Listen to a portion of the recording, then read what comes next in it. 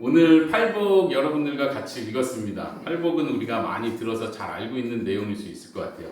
그 말씀을 우리가 같이 한 구절 한 구절 보면서 예수님께서 어떤 의미로 이 말씀을 하셨는지, 그리고 내가 이것을 어떻게 적용해야 되는지 이 시간 배우고 깨닫는 시간 될 수 있기를 바랍니다. 여러분들 다 성경 가지고 계시죠? 꼭 성경 펴시고 제가 한 구절 한 구절 설명할 때마다 같이 따라올 수 있기를 바랍니다.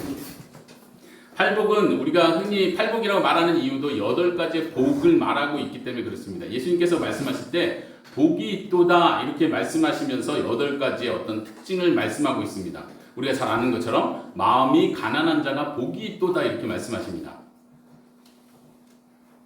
표현이 이렇게 되는 거예요. 마음이 가난하면 하나님의 나라에 들어갈 수 있으니까 복이 있다 이렇게 표현하시는 게 아니고요. 예수님의 말씀은 야, 복된 사람이 여기 있다. 봐라, 마음이 가난한 자들이다. 예수님의 강조를 아시겠습니까? 예수님께서는 복을 지금 선언하고 계신 거예요. 복 있는 사람들이 있는데 너희들이 정말 부러워하고 정말 행복을 누리고 있는 사람이 여기에 있는데 그 사람들이 어떤 사람들인지 내가 보여주겠다. 여기 봐라, 마음이 가난한 자들이 있다. 이렇게 말씀하시는 거예요. 왜냐하면 그들이 하나님의 나라에 들어가는 자들이고 하나님 나라에 속한 자들이기 때문에 그렇다. 계속해서 예수님께서 8번에 걸쳐서 그것을 말씀하고 계십니다. 한번 보십시오. 4절에 애통하는 자 이들을 봐라. 이들이 복 있는 자들이다. 이렇게 선언하시는 거예요. 왜 그렇죠? 예수님께서 말씀하시기를 그들이 위로를 받을 것이기 때문이다. 근데 여기서 중요한 표현은 지금 그들이 위로를 받았기 때문에 복이 있다라고 말씀하시지 않으세요. 다시 복 있는 자들이다. 누가? 지금 슬피 울고 애통하고 마음 아파하는 그들이 복 있는 자들이다. 왜냐하면 앞으로 미래에 그때가 언젠지는 모르지만 그들이 위로를 받을 것이 확실하기 때문에 지금 애통하는 자들이 복 있는 자들이다. 이렇게 말씀하시는 거예요. 여러분들 이 복에 속해 계십니까? 네. 여러분들은 지금 마음이 가난하십니까? 하나님을 의지하는 마음, 내 힘으로는 아무것도 할 수 없다는 그 가난한 마음이 있으십니까? 그렇다면 예수님의 이 복 선언을 받을 수 있는 자들입니다. 어떤 사람은 이렇게 생각할 수 있죠. 나는 그렇게 가난하지 않아요. 저는 이제 예수님도 믿고 좋은 사람들도 만나고 좋은 가정을 이루고 제 직장도 좋은 데를 구해서 이제는 그렇게 막 가난하진 않아요. 그냥 살만합니다. 라고 말하는 사람이 있다면 예수님의 이 복 선언에 속하지 않은 자들입니다. 지금 예수님께서는 계속해서 누가 복된 사람인지, 누가 하나님 나라의 백성이고 하나님 나라에 들어오는 자인지를 설명하고 계십니다. 마음이 가난한 사람, 그리고 계속 슬퍼하고 있는 자, 슬픔이 끝난 사람이 아니라 지금도 슬퍼하고 있는 사람, 위로를 필요로 하는 바로 그 사람이 복 있는 사람이라고 말씀하십니다. 5절을 보십시오. 온유한 자는 복이 있다. 다시 정확하게 표현하면 복이 있다 이렇게 시작하십니다. 항상 복이 있다. 누가? 온유한 자가. 이 온유한 자는 어떤 자를 가리킵니까? 우리가 보통 한국말로 온유하다 이런 표현을 하면은 성격이 이렇게 온순하고 이렇게 거칠지 않고 순수하고 이런 느낌을 먼저 갖습니다. 이 온유하다는 그런 내용을 포함하고 있습니다. 그런데 성경적으로 예수님께서 온유한 자가 복이 있다고 할 때는 어떤 자를 가리키냐면 힘있고 권력 있는 자에 반대되는 개념으로서의 온유를 말하고 계십니다. 예수님 당시에 이스라엘 백성, 유대 민족들은 로마의 압제 시대에 살고 있었죠. 우리가 그 예수님 당시의 상황, 그 배경을 알고 이 말씀을 들으면 더 예수님의 하시는 말씀이 무엇인지 알 수 있을 것입니다. 사람들은 생각하기를 나도 이 억울한 상황에서 좀 벗어나서 이 로마 군인들이 로마 정부에서 우리에게 억압하는 이거에서 좀 벗어나면 좋겠다. 메시아가 오면 우리가 이런 상황에서 다 벗어날 수 있다고 성경은 하나님 여호와 하나님은 말씀하고 계신데 우리 삶이 너무 힘들다. 그래서 애통하는 거예요. 그래서 마음이 가난한 거예요. 그런데 예수님 말씀하시기를 복이 있는 사람이 누구냐면 이제 권력을 쥔 사람, 이제 힘이 있고 뭔가 해낼 수 있다는 자기 확신이 생긴 그 사람이 복이 있는 것이 아니라 도리어 힘 없는 겸손한 사람, 힘 없는 낮아진 상태에 있는 사람, 권력을 휘두를 수 있는 것이 아무것도 없는 바로 그 사람. 그러니까 마음이 가난한 사람, 애통하는 사람, 온유한 사람, 이 지금 하시는 말씀 다 똑같은 말씀을 하시고 계신 것입니다. 여기에 여러 성도님들이 계신데 어떤 분은 애통하는 분, 어떤 분은 마음이 가난한 분, 어떤 분은 의지할 것 없는 온유한 분 이렇게 말한다면 거기에 속하지 않은 분은 복이 없는 게 아니라 지금 예수님의 말씀은 복 있는 한 사람의 특성을 8가지로 표현하고 있는 것입니다. 이해하시겠습니까? 나는 이건 있는데 이건 없어 이게 아니라 마치 성령의 열매를 말할 때 성령의 9가지 열매를 말할 때 9가지 중에 몇 가지만 그 열매를 맺으면 된다 이렇게 생각하지 않고 성령의 열매는 우리가 전체적으로 같이 맺는 거죠.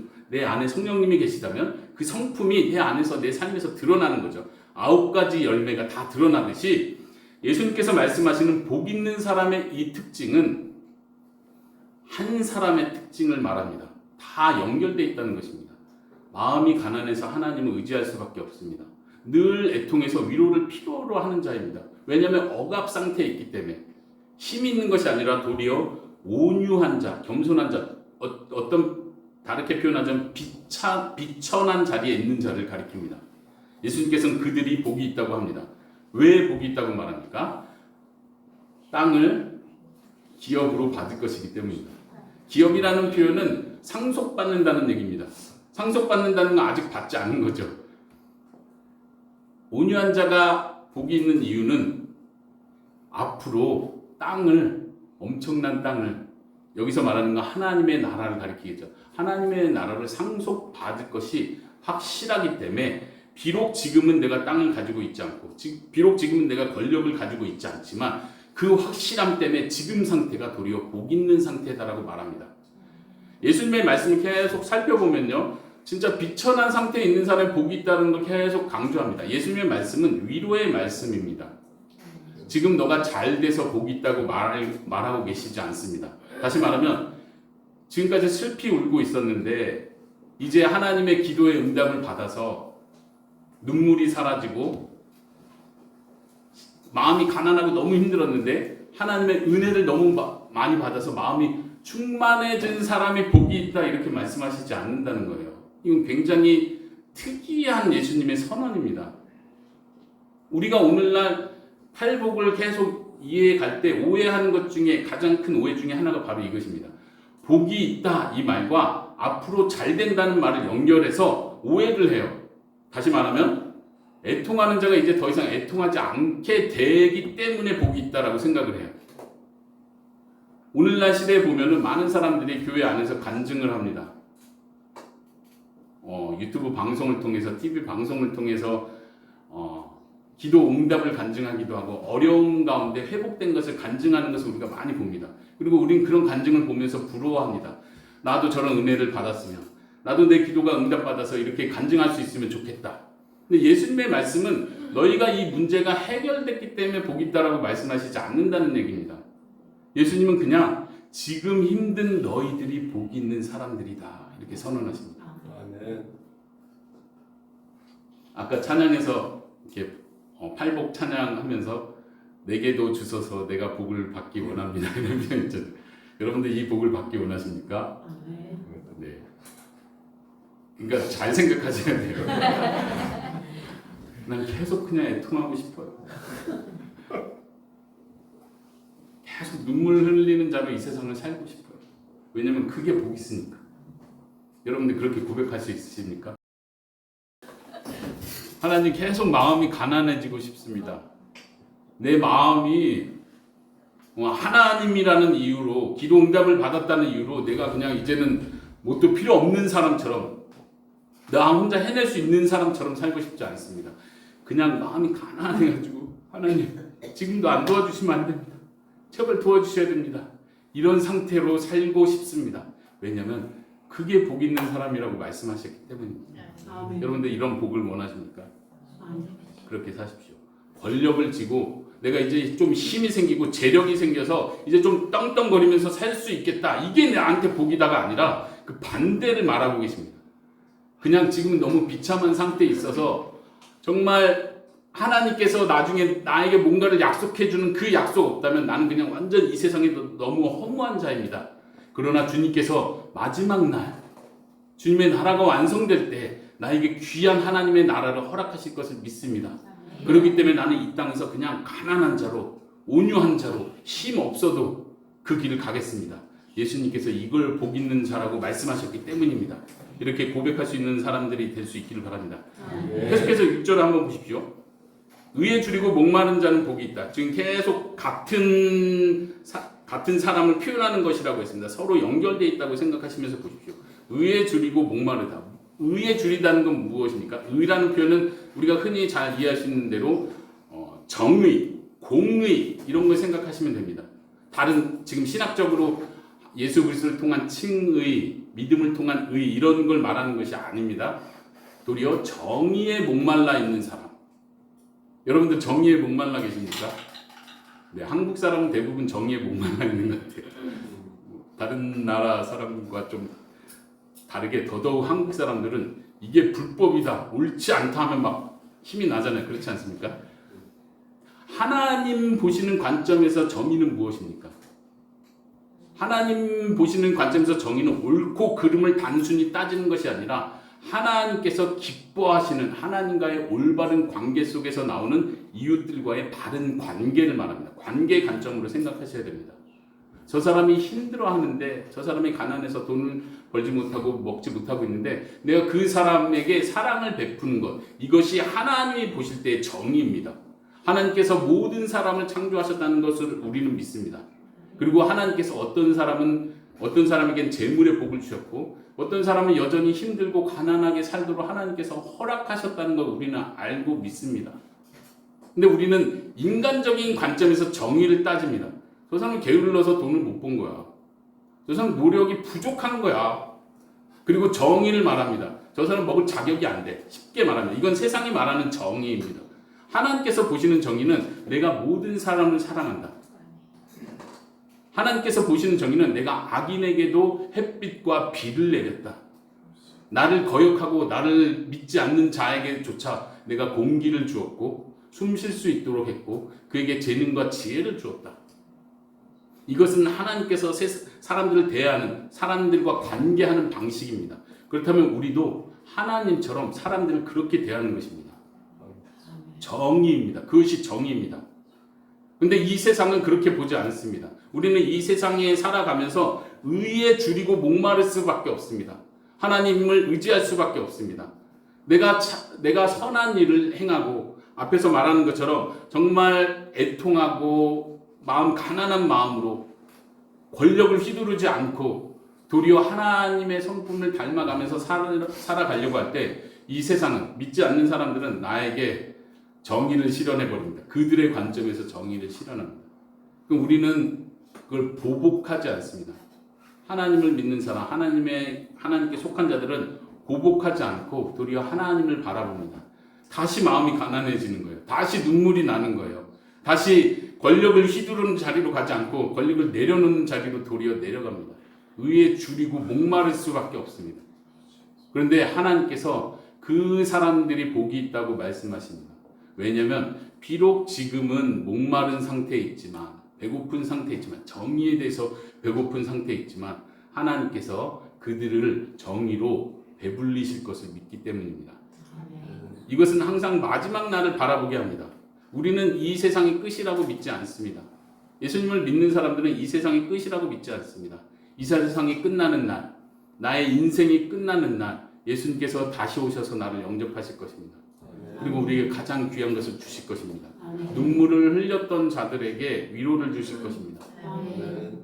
마음이 가난한 자, 주님께서 친히 먹이고 입히시고 함께 하심으로 우리의 마음을 풍성하게 해 주실 줄로 믿습니다. 근데 지금은 배고파야 됩니다. 지금은 눈물을 흘려야 됩니다. 지금은 의에 줄이고 목말라 있는 상태가 되어야 합니다. 여러분들을 힘들게 하는 사람들 있죠. 사회생활하면서 이웃들 중에 때로는 가족들 안에서조차 나를 힘들게 하는 사람이 있습니다. 우린 그때마다 복수하고 싶은, 복수라는 말은 너무 좀 거칠고 나도 그냥 받은 대로 조금 되돌려주고 싶은 마음이 있습니다. 예수님께서 말씀하십니다. 그걸 참아내는 사람이 복이 있다. 의에 줄이고 목말라 있는 상태입니다. 예수님께서 딱 마지막 날에 우리에게 오셨는데, 우리를 영접하러 오셨는데 내 눈에 눈물이 없어요. 예수님 만나기 전까지 눈물을 흘리고 있었어야 되는데, 애통하고 있었어야 되는데, 예수님 오시기 전에 내 눈에 눈물이 다 말라 있어요. 왜냐하면 이 세상 살면서 나름대로 힘도 가지고 권력도 가지고 재물도 가지고 누릴 거 누리면서 나를 힘들게 하는 사람 나름대로 복수도 해주고 보란듯이 내가 살아왔거든요. 그렇게 눈물을 흘릴 일 별로 없어요. 예수님이 닦아주실 눈물이 없다면 복된 사람이 아닙니다. 저주받은 사람이겠죠. 예수님께서 말씀하십니다. 의에 줄이고 목마른 자가 복이 있다. 지금 그런 상태로 있는 자가 복이 있다. 왜냐하면 내가 다시 올 때 그들을 배불려 줄 것이기 때문이다. 이렇게 말씀하십니다. 계속해서 보시죠. 긍휼히 여기는 자는 복이 있나니. 어려운 말씀이 아닙니다. 긍휼히 여기는 자, 우리가 다른 사람에게 자비를 베푸는 것을 가리키죠. 자비를 베푸는 자는 복이 있습니다. 왜요? 예수님께서 우리에게 자비를 베풀어 줄 것이기 때문입니다. 여기도 똑같은 패턴으로 생각하셔야 됩니다. 내가 다른 사람에게 좋은 일을 하고 좋은 선을 베풀고 다른 사람 유익을 위해 내가 헌신했더니 하나님께서 역시 채워주시더라.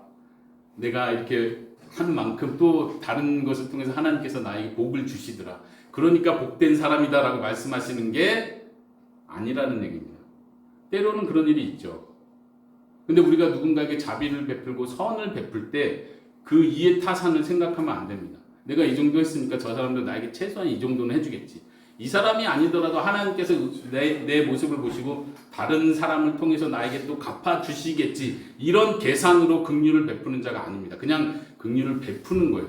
그리고 지금은 아무 긍휼도 누구에게도 얻지 못하는 상태에 있는 그 사람이 복 있는 사람입니다. 우리는 그렇게 생각하지 않아요. 내가 받는 게 복이라고 생각합니다. 내가 희생했고 내가 헌신한 만큼 하나님께서 내 마음을 알아주시고 나에게 뭔가를 갚아주셔야 그게 복이지. 갚아주시는 그 상태가 복이지 라고 자꾸 생각하고 우린 그걸 기도합니다. 하나님 복을 주세요. 이 복을 주세요. 이 복이 필요해요. 그리고 우리는 그 복을 가끔씩 누립니다. 그렇죠? 그 복을 가끔씩 누립니다. 그런데 기억하셔야 됩니다. 예수님이 말씀하시는 복 있는 사람은 그런 사람이 아닙니다. 그냥 긍휼을 베푸는 그 사람. 자기는 받지 못하는데 계속 베푸는 그 사람. 왜냐하면 왜 복이 있는 사람이냐면 여기도 다시 미래형으로 예수님이 설명해요. 긍휼을 받을 것이기 때문이다. 예수님이 이렇게 말씀하시지 않는 거예요. 긍휼을 베푸는 사람은 긍휼을 받는다. 그러니까 복이 있다. 이렇게 말씀하시는 게 아니라는 얘기예요. 제가 지금 계속 똑같은 말을 반복하죠. 여러분들이 이걸 확실하게 이해하시기를 바라는 마음이 계속 똑같은 말을 반복합니다. 예수님께서 8번에 걸쳐서 똑같은 말씀을 반복하시는 거예요. 누가 복 있는 사람이냐? 지금 힘든 사람이 복 있다는 얘기를 계속 하시는 거예요. 예수님의 말씀을 듣는 그 청중들, 그 로마 시대, 로마의 압제 가운데 살던 유대인 민족들 입장에선 예수님 말씀이 진짜 이해가 안 되는 거예요. 아니 복을 선언하시면서 복되다는 사람을 얘기하시면서 복된 게 아니라 다 힘든 사람이 복 있다는데 이게 너무 말이 안 되잖아. 권력을 진 사람이 복 있는 거지. 권력을 지게 되니까 애통하고 있고 긍휼히 여기는 자가 긍휼을 보상을 받으니까 복이 있다고 말씀해 주셔야 되는데 그게 아니라 지금 그냥 긍휼을 계속 베풀고 있는 그 사람이 복이 있다. 왜냐하면 나중에 그 긍휼을 얻을 것이기 때문이다. 특히 신약의 말씀과 연관해서 생각해 본다면 우리의 최후 심판 날에 긍휼의 심판을 받을 것이기 때문에 복이 있는 것입니다. 내가 다른 사람에게 긍휼을 베풀지 않는다면 우리가 최후 심판 날 예수님 앞에 섰을 때 긍휼 없는 심판을 받게 될 것입니다. 그건 복 있는 게 아니죠. 내가 이 땅에서 다 누리고 다 얻고 이 땅에서 떵떵거리면서 살았는데 최후의 심판 날에 긍휼 없는 말 그대로 하나님의 완벽한 정의대로 나를 심판하신다면 나는 살아남지 못합니다. 영원한 지옥에 들어가겠죠. 그것은 복이 아닙니다. 저주입니다. 예수님께서 그래서 말씀하시는 거예요. 예수님의 말씀은 계속 종말, 마지막 때를 바라보게 합니다. 계속해서 8절, 마음이 청결한 자는 복이 있다. 왜냐하면 그들이 하나님을 볼 것이기 때문이다. 구약의 시편에서 이런 말씀이 있습니다. 여호와의 산에 오를 자 누구냐? 마음이 청결한 자. 그가 하나님 앞에 서는 사람입니다. 마음이 청결하다는 건 다른 것이 아니라 특별히 하나님 앞에서 마음이 나뉘지 않는 사람을 가리킵니다. 마음이 나뉘지 않는 사람. 오직 하나님의 뜻을 바라보는 사람, 하나님만 의지하는 사람을 가리켜서 마음이 청결하다고 합니다. 그냥 단순히 도덕적으로 깨끗하고 죄를 짓지 않는다는 개념이 아닙니다. 우리는 그러한 삶을 살고 있습니까? 때로는 피해를 받더라도, 때로는 억울한 일을 계속 쌓여서 정의에 너무 목말라질 수밖에 없는 상태에서도 마음이 나뉘지 않고 타협하지 않고 세상의 관점으로 세상의 가치관으로 살아가지 않고 하나님께서 원하시는 방식대로, 하나님께서 나를 만드신 그 본래의 모습대로 살아가기를 추구하십니까? 그런 자는 하나님의 거룩하신 임재 앞에 설 수 있는 사람입니다. 그러기 때문에 복이 있다는 것입니다. 마음이 청결한 자는 보통 핍박을 받는 자입니다. 깨끗하게 살려고 하기 때문에, 하나님께서 원하는 뜻대로 살려고 하기 때문에 이 세상에서는 조롱을 받고 멸시를 받고 무시를 당하는 것이 일수입니다. 그것이 아주 자연스럽죠. 우린 그걸 잘 압니다. 근데 예수님은 바로 그 사람이 복되다라고 말씀하십니다. 9절에 보십시오. 화평케 하는 자는 복이 있다. 화평케 한다는 건 말 그대로 어떤 두 집단 혹은 두 사람이 서로 싸우고 다툼 가운데 있을 때 내가 그 사이에 껴들어서 그 두 사람, 두 집단을 화해시키는 일을 하는 사람을 가리킵니다. 이거는 좀 어떻게 보면 거창한 이야기인 것 같습니다. 화평케 하는 자. 근데 우리의 삶을 한번 생각해 보십시오. 우리의 삶 속에는 항상 뭐 큰 두 집단을 화해시켜야 되는 일은 별로 없다 할지라도, 우리가 그런 위치에 있지 않다 할지라도 우리 가정에서, 우리 회사에서, 내 이웃들 간에 계속 분쟁과 싸움과 말다툼이 일어나는 거 우리는 봅니다. 우린 그 속에 살고 있습니다. 어쩌면 내가 그 당사자일 수도 있죠. 예수님께서 말씀하시는 건 거기서 옳고 그름을 따져서 너의 권리를 쟁취하라 이렇게 말씀하시지 않습니다. 예수님께서는 도리어 그것을 화평케 하는 데 목적을 두고, 이 화평케 하는 거 안에는 희생이 따르겠죠. 내가 그 당사자라면 내가 손해를 보겠다는 거죠. 우리가 산상수훈에서 예수님께서 앞으로 계속 하시는 말씀 속에서 자연스럽게 보지만, 예수님께서는 정말 산상수훈 안에서 계속해서 희생하고 손해볼 것을 우리에게 말씀하십니다. 잘 아는 것처럼 오른밤을 때리거든 어떻게 하라고요? 너 왜 그랬어? 이렇게 하지 말고 왼밤도 그냥 돌려대라. 그렇게 한다면 화평케 하는 일에 좀 더 내가 동조할 수 있겠죠. 분란을 더 일으키지 않고 싸움을 더 크게 만들지 않을 수 있겠죠. 그래요. 좋은 방법이에요. 그런데 우리가 생각할 때 이게 너무나 답답하고 어리석은 생각입니다. 근데도 불구하고 예수님 그것을 지금 말씀하고 있습니다. 너가 손해를 보더라도 화평케 하는 그 일을 하는 자이냐? 그렇다면 너가 복된 자다 라고 예수님은 말씀하고 계십니다. 9절 끝에서 이렇게 표현하죠. 화평케 하는 자는 하나님의 아들이라고 일컬음을 받는다. 이건 어떤 뜻입니까? 하나님의 아들, 하나님의 자녀된 자의 특징, 하나님의 자녀된 자의 특징이 바로 화평케 하는 자라는 이야기입니다. 너가 정말 하나님의 자녀이냐? 그럼 너는 자연스럽게 하나님의 아들답게, 하나님의 자녀답게 화평케 하는 일에 앞장서는 사람이 되는 것이 당연하다라고 말씀하시는 것입니다. 우리가 잘 아는 것처럼 예수님은 하나님의 유일한 독생자이십니다. 예수님은 어떤 일을 하셨습니까? 십자가에 우리 죄를 대신해서 죽으셨습니다. 십자가의 죽으심의 의미를 다시 생각해 보십시오. 어떤 일을 하신 것입니까? 하나님과 우리 사이에 원수되었던 관계를 화평케 하시는 일을 하신 것입니다. 예수님은 하나님의 아들이십니다. 그러기에 화평케 하는 일을 하시는 것이 자연스러운 예수님의 아들의 모습입니다. 우리가 화평케 하는 일, 예수님처럼 화평케 하는 일에 앞장선다면 우리는 하나님의 아들이라 일컬음을 받을 것입니다. 그렇기 때문에 복이 있다고 예수님 말씀하십니다. 마지막 팔복이죠. 8번째, 10절, 11절을 같이 봐야 됩니다. 8번째 복에 대해서는 예수님께서 좀 특별하게 말씀하십니다. 두 번에 걸쳐서 복을 얘기하세요. 어떻게 보면 팔복이 아니라 구복. 9개의 복 이렇게 말해야 될지도 모르겠어요. 왜냐면은 10절에서도 이렇게 시작해요. 복이 있다 이렇게 하고 시작합니다. 11절에도 똑같이 지금 한국어 성경으로는 뒤에 복이 있나니 이렇게 뒤로 나오잖아요. 그런데 예수님이 이 말씀하실 때는 제일 앞에 복이 있다 이렇게 하고 시작을 하시는 거예요. 두 번 다. 10절을 보십시오. 의를 위하여 박해받는 자, 핍박받는 자가 복이 있다. 왜냐하면 천국이 그들의 것이기 때문이다. 마음이 가난한 자는 복이 있다라고 하면서 천국이 그들의 것이라고 말했습니다. 여기서는 특별하게 현재형으로 표현합니다. 아까 다른 이 천국이 그들의 것이다라는 표현 외에 다른 표현들은요 다 미래형으로 표현하는 거예요. 위로를 받을 것이다. 배부르게 될 것이다. 계속 미래형으로 표현하는데 여기서는 지금의 상태를 말합니다. 천국이 그들의 것이다. 다시 말하면 그들은 천국을 소유하고 있는 자들이다. 천국을 소유한 자들이기 때문에 복이 있다라고 말씀하시는 거예요. 어떤 사람이요? 의를 위하여 핍박받는 바로 그 사람이 천국을 소유하고 있는 사람이에요.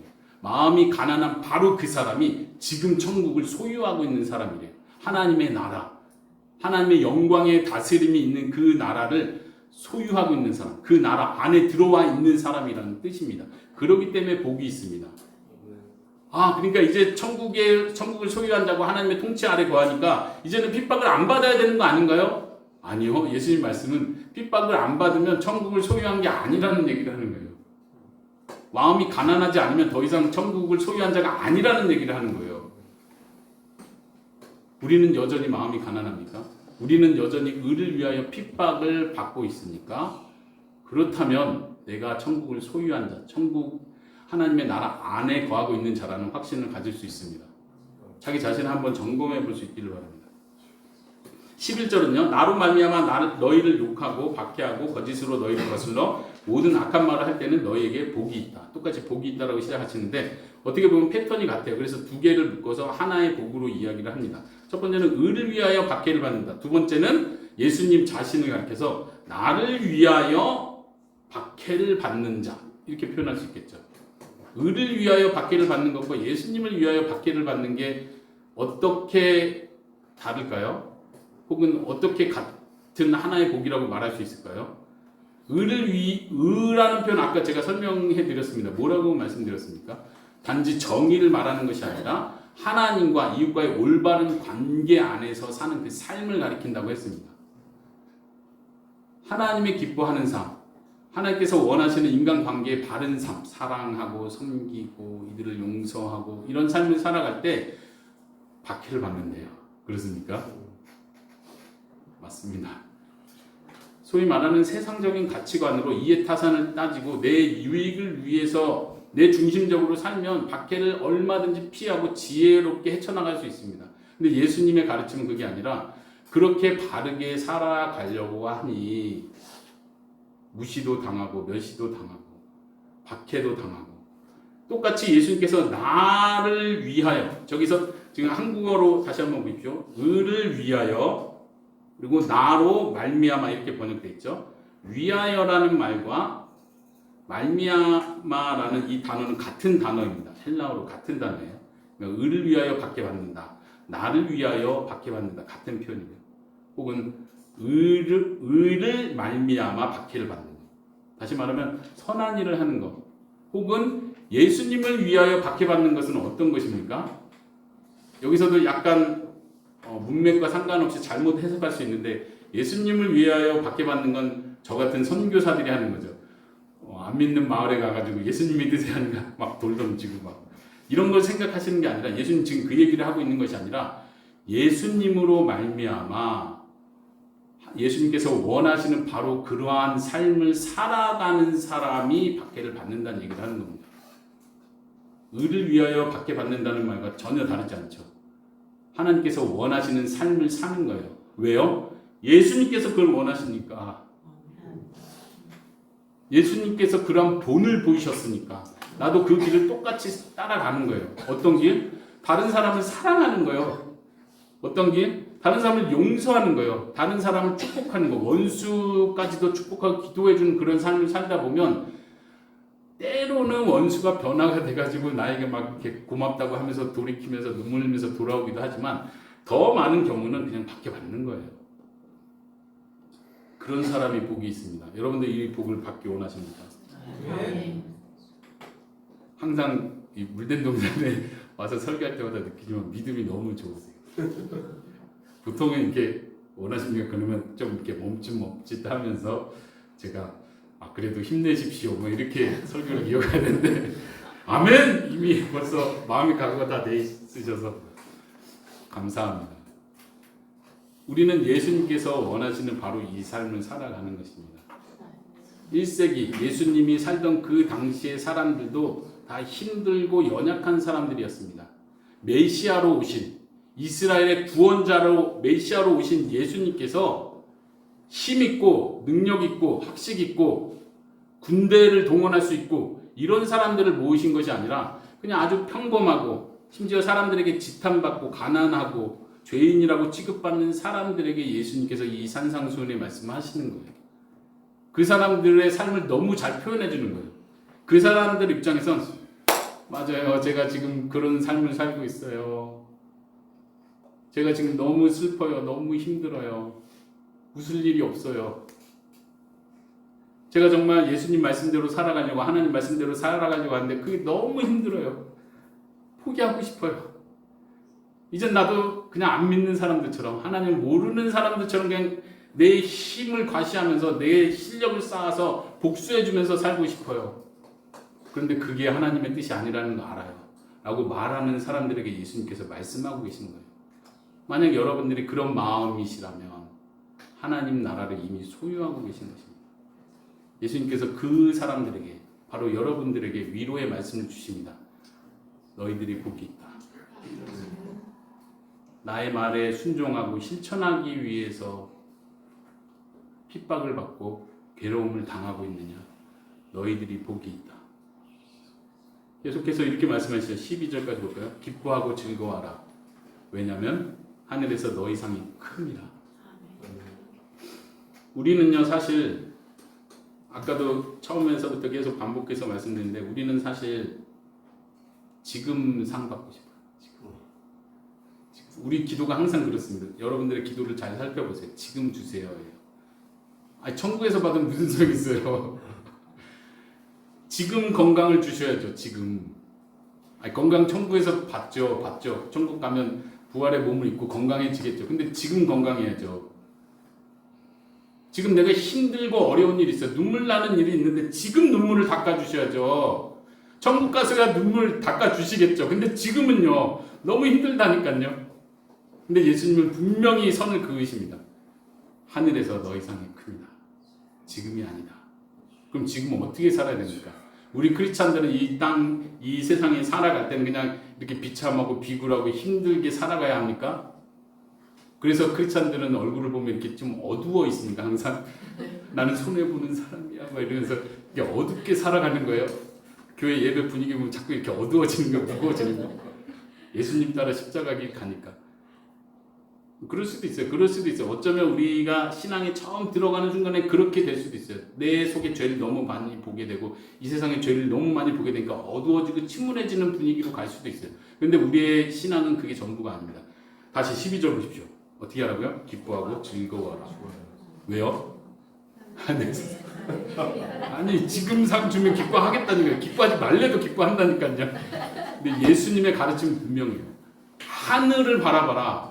죽음 이후를 바라봐라. 내가 너희를 위해서 행한 일이 이미 있다. 너희는 이미 하나님의 나라의 백성이다. 너희들의 위로는 이미 정해져 있다. 이 땅에서 슬프고 힘들지라도 이미 내가 이루어놓은 일이 있다. 그것을 믿느냐? 그렇다면 이 땅에서 나를 따라와라. 아멘. 이해하시겠습니까? 예수님을 위하여 핍박받는다는 말은 다른 게 아니에요. 어디 안 믿는 나라 가가지고 막 이렇게 돌팔매질 당하고 이런 거 상상하지 마시고 예수님을 위하여 핍박받는 건 예수님을 닮아가면서 받는 핍박입니다. 외로움도 견디고 바보라는 소리 들어도 좋고. 예수님은 이 땅에서 어떻게 사셨습니까? 그렇죠. 우리가 잘 아는 것처럼 예수님은 핍박을 받으면서 사셨습니다.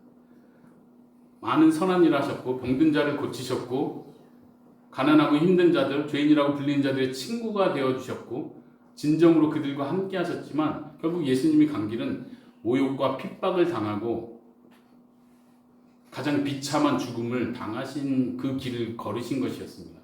예수님께서 우리에게 그 말씀하시는 거예요. 내가 그 길을 갔다. 앞에 있는 영광을 보고 지금의 부끄러움을 참으신 분. 우리가 가야 될 길이 바로 그 길입니다. 예수님께서 지금 복된 자가 누군지를 말하면서 그들이 복된 자라고 말하고 있는 것입니다.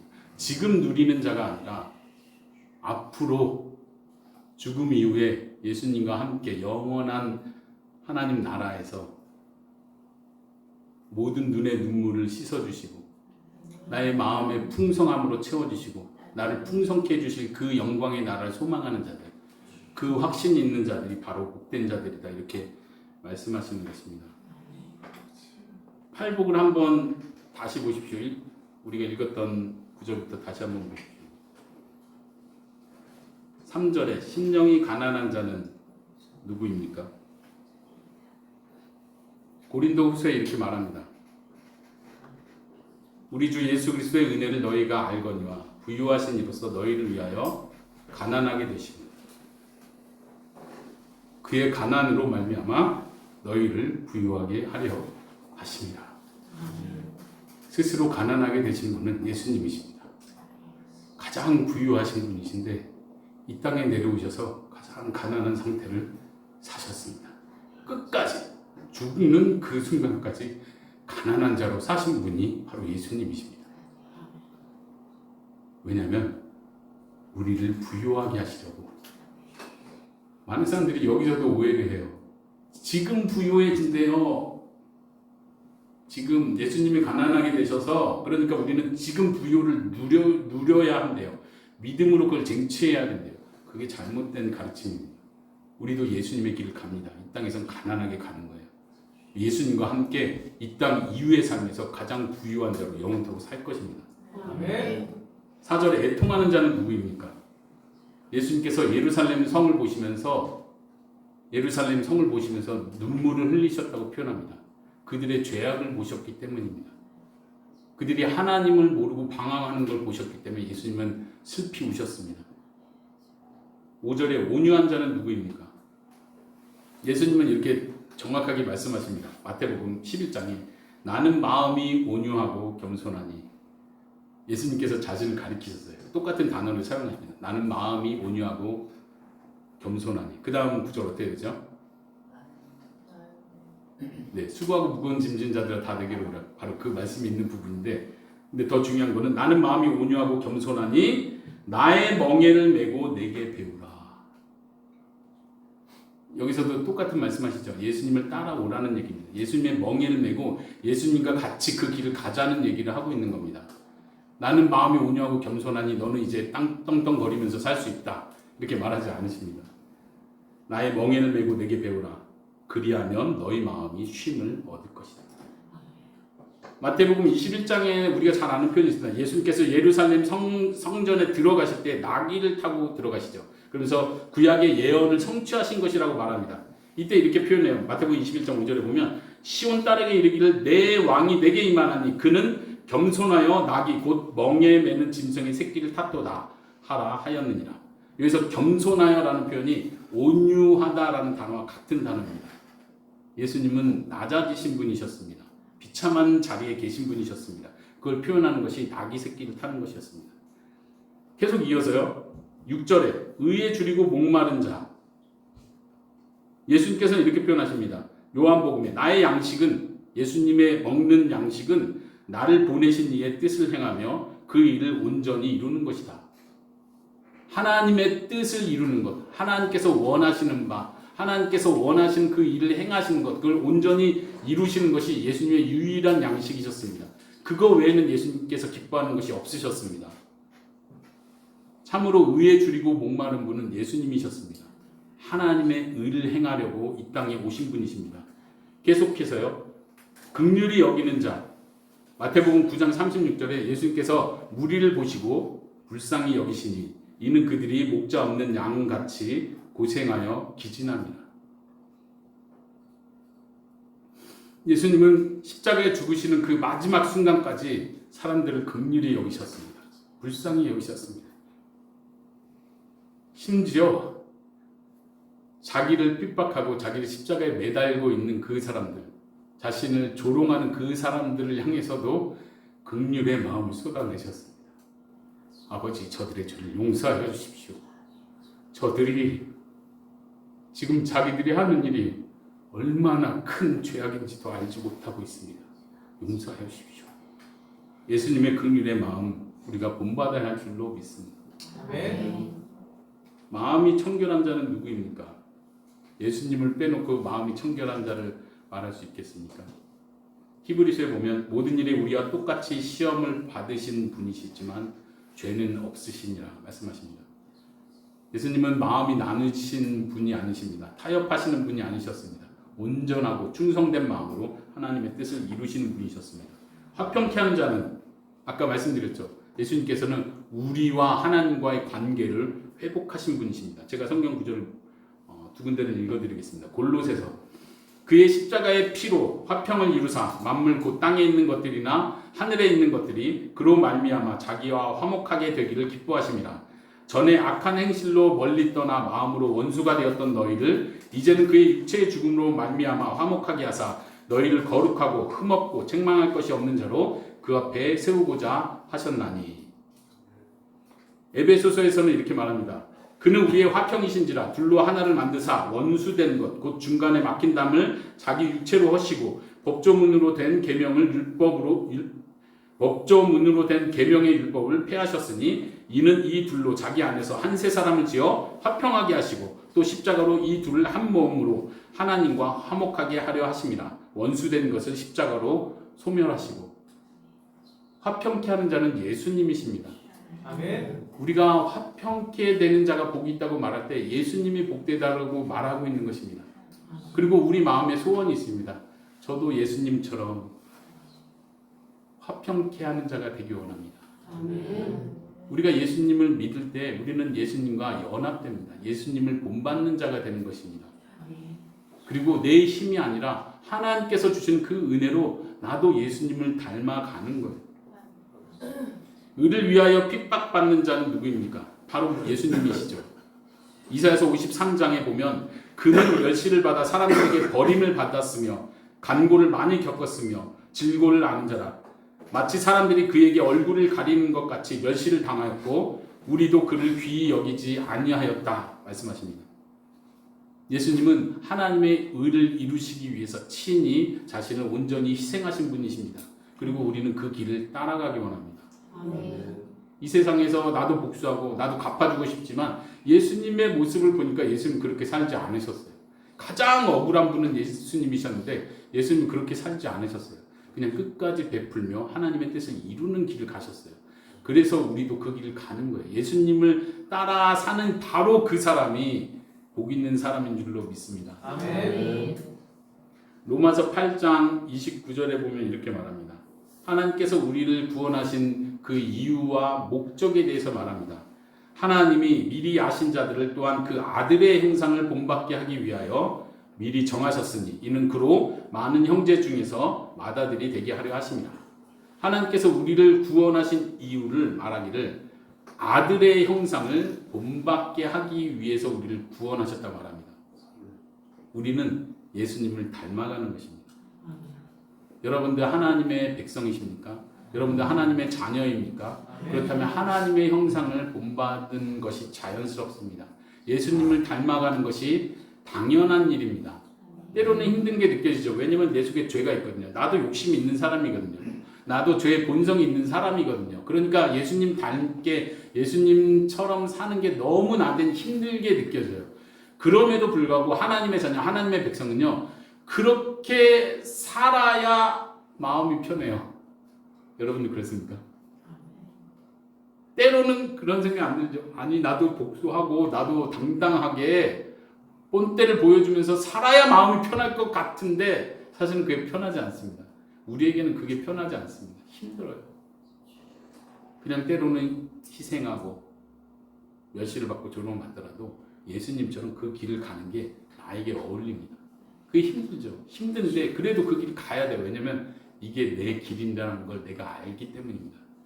여러분들 그렇게 살 수 있기를 바랍니다. 아멘. 이 팔복의 말씀은 우리를 정죄하기 위해서 주신 말씀이 아닙니다. 너 이렇게 살지 못하면 복 못 받는다는 얘기를 하는 것이 아닙니다. 또한 너가 복 받으려면 이렇게 살아야 된다라고 가르쳐 주는 것도 아닙니다. 이 팔복의 말씀은 하나님의 백성의 특징이 무엇인지를 그냥 보여주는 거예요. 너희가 이런 삶을 살고 있느냐? 그렇다면 하나님의 백성이 맞다. 하나님 나라를 소유한 자가 맞다. 이것이 나를 따르는 삶이다. 이것이 나를 위해서, 나를 닮아서 하는 삶이다. 바로 그 사람들이, 그런 사람들이 복 있는 사람들이다. 예수님께서 또 하나님께서 이런 사람들이 복이 있다 선언하실 때 그 복 안에 모두 포함되시는 여러분들이 될 수 있기를 간절히 바랍니다. 아멘.